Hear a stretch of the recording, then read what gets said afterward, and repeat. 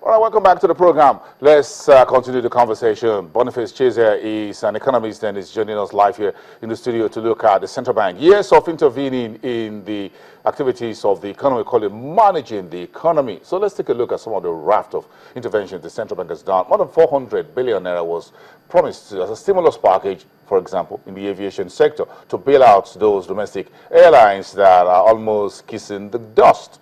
Now, is the central bank statutorily required or statutorily obligated to bail out any segment of the economy, perhaps outside its core banking sector? So should the central bank get into oil and gas, aviation, and a few other sectors like that? Mr.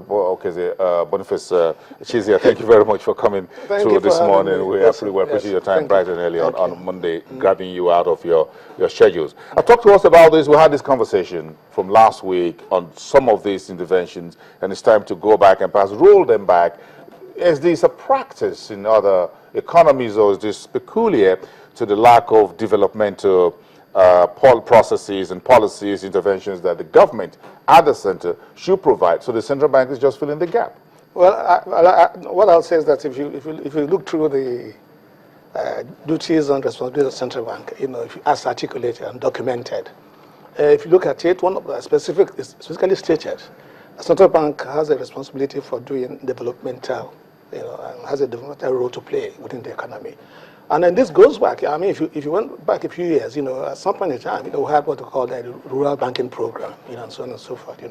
You had sectorial allocation of credit, whereby central bank would come and say, look, you're a bank, you have to allocate so much, to this sector of the economy, because discover that sector needed to be pushed, to make sure that they directed more credit. And that was done for a number of years. Yeah, for a number of years. And so that is a complement and major aspect of central bank function. Now, whether that is so in the developed economy is another matter.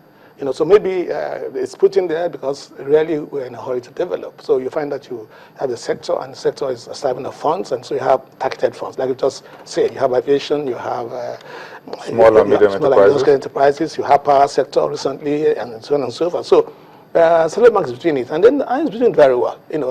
Some of the issues you have is sometimes these funds are put there, and then there are some issues about accessibility. So the central bank comes and then you wouldn't just go and take it. Central bank tells you that there are certain things you have to satisfy, and so you go there and find that you're not able to meet those conditions. But I think that is central bank in doing that in this economy is fulfilling part of its mandate. Where does the central bank in the past and currently, where does it find its money? Does the central bank print money? Does it borrow money? The central bank makes lots of money. They do all sorts of operations. They do their open market operations. They do treasury bills. They sell treasury bills. They buy treasury bills. And the central bank is liquid to a large extent. So and then they impose penalties on banks and so on. So central bank is liquid. And then even if you now want to come to stretch it, central bank can also inject liquidity. All central bank has to do is to credit your account. One of the sectors that the central bank, for almost 4 decades, done strategic intervention was the agri sector with the agri credit guarantee scheme, and that seemed to have worked very well, being able to lift the country's agri sector to the extent that a number of banks were in that business. And now, in the immediate past administration, we had an agri minister being able to leverage that forward. Does that serve as a template of strategic sectoral interventions that we can say, thank you, central bank, you've done a good job? I know central bank has done quite a lot in the agri sector. In fact, the guarantee is 75%. And so if you extend the credit to that, for agri purposes, and that credit, something happened to it, it went bad. Central bank net of recoveries, you sell your collaterals and so on and so forth where it is, and then central bank guarantees 75%, and so that's really stepping in and taking a giant aspect of the risk away from the lender, and that to a large extent, that encouraged active participation by the banks in this area, because the banks will tell you, the funding we get is short-term funding, agricultural lending is long-term, and so on and so forth. So that's mismatch, and so the central bank needs to step in to give a boost, and to a large extent, I think that the the role central bank has played here has been quite resounding in terms of its impacts on the economy. If we look at aviation, a stimulus intervention, does that seem to have worked well? Well, I think there are some issues. I do not know if the fund has been made available for aviation, if it's been drawn down. I think that's something one needs to clarify. But I think that if you look at the innovation in the aviation sector, there are lots of issues. Some of them are heavily indebted to banks, and so even AMCOM has stepped in and then has brought back some of these bad debts. So in doing this, the bank is also playing its a role of making sure that the financial sector, there's stability in the financial sector. Because if you don't do that, and you find that the bank, the bad debt, in a bank, it goes beyond a certain threshold, and the bank is going to become illiquid and so on and so forth, and start having crises. And once you have this crisis within the system, and the crisis is contagious in the sense that it spreads, like wildfire. And so the central bank, one of its primary responsibility, primary mandate, is to maintain this price and monetary and financial stability within the economy. As an economist, have you been keeping a permanent eye on Godwin Emefiele in the last 1 year? Well, let me say, it's not just keeping a watch on him. Godwin Emefiele is a friend of mine, and I think that perhaps you're the wrongest person to talk about him. No, he's your friend. No. Well, I'll say things that people can see.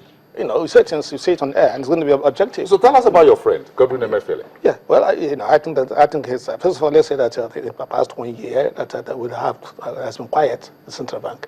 And if you throw back, if you go a step back and you say to yourself, just before Emefiele came on board, now one of the things we had was that there was crisis. We had issues with this funding with NNPC, money not being remitted, and so on and so forth, and continuously central bank, as if had this penchant, for cutting controversies, and I think that Emefiele has come on board, and the central bank has gotten out of. It's not been. In fact, Emefiele has not given any. Have you seen him giving any interviews? Well, another previous governor of the central bank was Chukwuemeka Soludo. Do you consider him as well as? He's also a friend, yes. You seem to have a lot of friends. Yes. Becoming central bank governor, and you seem to be producing them. But in terms of Soludo and Lamido, and in comparison to Godwin Emefiele, do you think it's going to be 5 years of some sort of political quiet at the central bank? Yeah, I think that for you to be politically quiet, but to also be effective. I think that I would expect that Emefiele has been effective so far. If you look at what he has done so far, you look at the interventions he has done so far, you look at his core mandate in terms of maintaining price and exchange rate stability and what he has done, even in spite of the fact that we had exchange rates depreciated, and he's managed. At some point in time, we had this. It was uncertain what was going to happen. You were looking at the reserves, and the reserves were dwindling. You were looking at the oil market. Oil market, the price was falling. And so he had multiple, he was going to be a magician, juggling so many balls. So you had reserves falling, and then there was this run on the economy, so there was this fear, so Nigeria is so overly exposed to the oil sector, and Nigeria is going to devalue, and so Nigeria is going to devalue, so I want to take my investments out before that happens, and so on and so forth. And so they had a run on us. People were taking out reverse investment. That is the question over my mind. If Godwin Emefiele finds another $20 billion missing somewhere else within the economy, would you advise him as your friend to whistleblow on that or to keep quiet? Well, I think certainly if it's within his, I say that, each person that works for government has this area of responsibility. Is it the responsibility of the central bank to whistleblow on missing money? Well, it's responsibility for anybody. If you, for example, yes, you are aware. Yes, if I'm aware that there's money missing somewhere, I think it's I have a patriotic responsibility. Even if I don't have proof, but I would whistle. But once I whistle, and I've done my duty, I will not whistle and begin to insist. I will not whistle and begin to dramatize and and so on and so. I will not do that. I would whisper if I have access to the president. I would expect that this so money, it's not available. I think we need to look into it. And once I've done that, and then I've discharged my responsibility to God and country. Is it the president that should be told, or Well, if you don't have law enforcement agents? Well, let's put let's put it in context. Yeah, if you're the governor of the central bank, you have access to, to the president, and like we just say, it's not as if somebody went there and stole some money. So like the question of like what has happened with the particular issue in hand. We started with 49.8, and then it was 20, then it was 8, and it was 12, and so on and so forth. You could see that it wasn't clear. So it was like somebody surmised, and said that this money is missing. And for as long as you're not sure, you have a hunch, that there could be some money missing here. Then you feel that you have a duty as somebody else. It's not somebody else's responsibility to dictate, this missing money. Then you can alert. And I would expect that the Central Bank reports has dual reporting relationship, President and Minister of Finance. Your friend Godwin Emefiele, the central bank governor, has a new boss in the person of President Muhammadu Buhari. Have two of you spoken since May 29 and say, hey, you got a new boss, my friend. How are you going to handle him? Or how is he going to handle you? I think that each person has a duty to do. I think that Emefiele has his duty to do. For as long as he says he's going to run a professional central bank, that's going to professionally run. And for as long as he's doing his duty, he has no issues. The president also has his own responsibility. And I will expect that we expect Emefiele is in charge of monetary and the president is in charge of physical. And what we're praying for is that we have complementarity, where they complement. Otherwise, Emefiele is not going to be effective, in discharging his responsibility. How do you think Emefiele should handle monetary policy issues moving forward under the new administration? It's got 4 years left, and that should be terminated in 2019. Yeah, I think exactly what he has been doing so far. I mean, there are issues with people wanting, for instance, to see interest rates, drop overnight and so on and so forth. You want exchange barriers to firm up and so on. And I say to people, most of these issues are not things that you don't have a tap somewhere where you just go and then you turn on the tap. And so it's going to be work in progress. People have said, for instance, during this agenda that he issued, he did say that interest rates would drop and it wasn't going to devalue and so on and so forth. So, but circumstantially, issues have happened, and you had to. These are the instruments you had to use, available for you to use, and you use them. But that doesn't mean that the target is still not in view. All right. Let's continue the conversation after the break. We would like to have your view on a number of issues in terms of financial crimes. And as an economist, how do you think this should be handled? And what does it tell us about what happens and where? That'll be next. You're watching Business Morning. We'll be right back.